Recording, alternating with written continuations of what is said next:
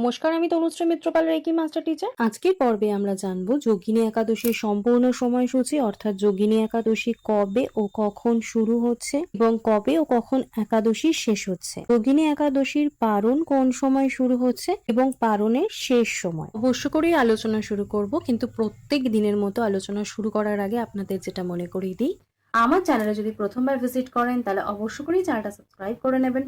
Video ভালো লাগলে একটা লাইক করবেন এবং কোথা থেকে আমার ভিডিও দেখছেন অবশ্যই করে কমেন্টস করে জানাবেন।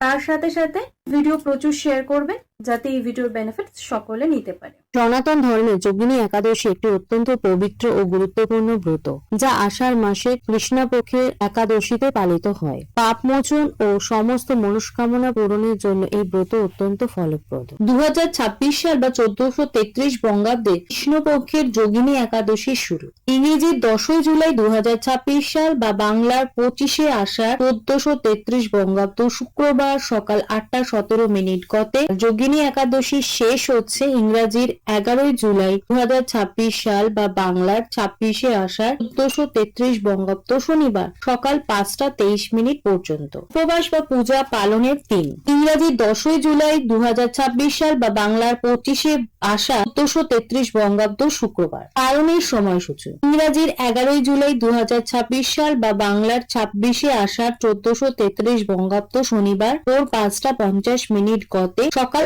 8:35 পর্যন্ত। অবশ্য করে এই ভিডিও মিস করবেন না, প্রচুর শেয়ার করুন যাতে সকলে এই ভিডিওর বেনিফিটস নিতে পারে।